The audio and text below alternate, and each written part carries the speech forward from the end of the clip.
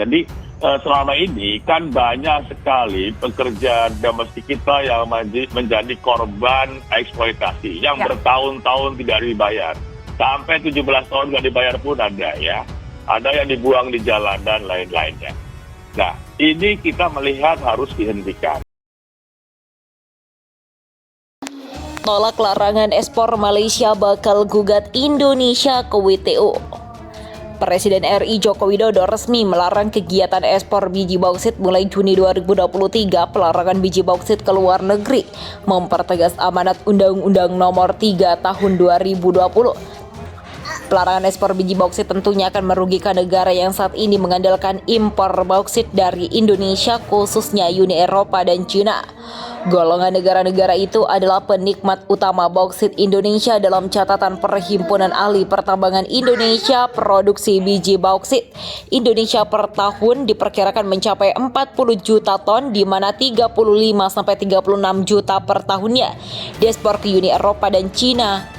Sementara Indonesia hanya bisa menyerap 6 juta ton untuk kebutuhan dalam negeri.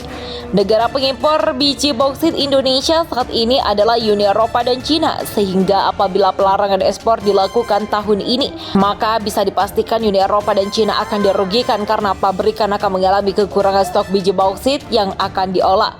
Namun ada yang aneh, baru-baru ini negara Malaysia menolak pelarangan ekspor bauksit yang dilakukan Indonesia sebab Malaysia merasa sangat dirugikan dengan kebijakan itu. Jika dilihat dari data survei, negara penikmat bauksit Indonesia ialah negara Uni Eropa dan Cina. Dengan adanya keputusan yang diambil oleh Malaysia, seluruh pengamat perekonomian merasa heran dengan keputusan itu. Faktanya Malaysia bukan negara penikmat bauksit dan juga penghasil industri dari bahan bauksit. Uni Eropa dan Cina bukan negara satu-satunya pengimpor bauksit dari Indonesia. Namun Indonesia menguasai 4% cadangan bauksit di dunia. Tentu aneh jika negara seperti Malaysia merasa dirugikan atas kebijakan yang dilakukan Indonesia. Lalu apakah aksi Presiden Jokowi melarang ekspor bauksit dan membuat Malaysia benar-benar ngamuk dan membawa Republik Indonesia dalam gugatannya ke Organisasi Perdagangan Dunia? Karena seperti yang kita ketahui, saat ini Indonesia masih bersengketa gugatan hukum di WTO. Uni Eropa menggugat Indonesia atas kebijakan Presiden Joko Widodo yang melarang ekspor biji nikel. Nah, kali ini Presiden Jokowi kembali bereaksi melarang ekspor biji bauksit demi kepentingan pengamanan industri.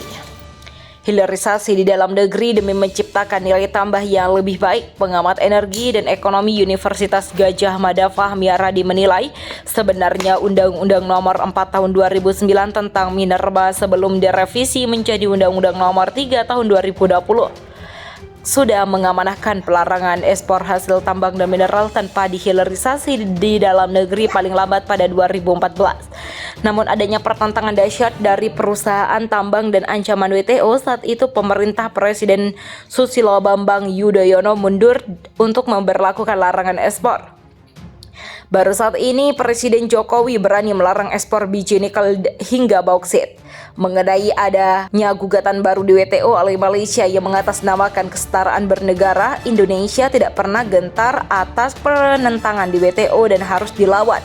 Meskipun bisa berujung pada kekalahan, namun proses persidangan gugatan WTO sampai keputusan final butuh waktu sekitar 4 tahun. Selama 4 tahun larangan ekspor biji bauksit harus tetap dilakukan sehingga menghasilkan ekosistem industri bauksit dan juga produk valorisasi hingga produk turunannya.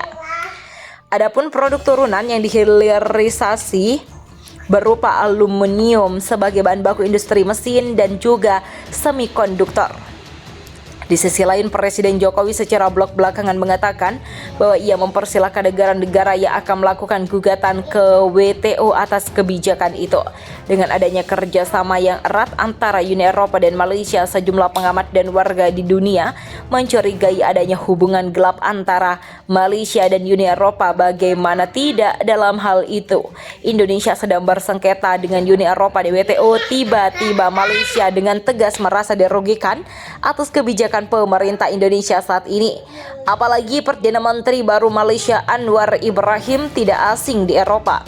Anwar Ibrahim dikenal luas dan dihormati di kalangan politisi dan pembuat kebijakan di Brazil, negara yang pernah dia kunjungi di masa lalu, di mana dia berpartisipasi dalam diskusi kelompok pemikir tentang demokrasi dan hak asasi manusia, dan juga istri Anwar Ibrahim memiliki kontak yang baik di Brazil dan Eropa. Uni Eropa berharap dapat terus mempererat hubungan dengan Malaysia yang didasarkan pada kepentingan bersama yang kuat baik secara bilateral maupun regional, demikian kata Mekanis Rakas.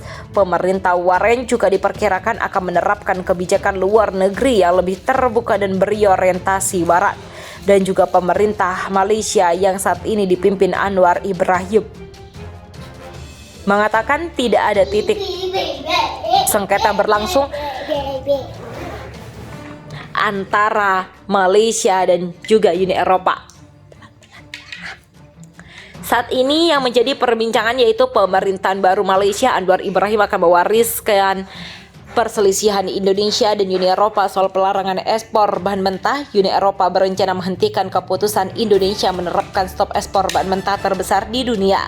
Mereka telah mengajukan keluhan kepada Organisasi Perdagangan Dunia.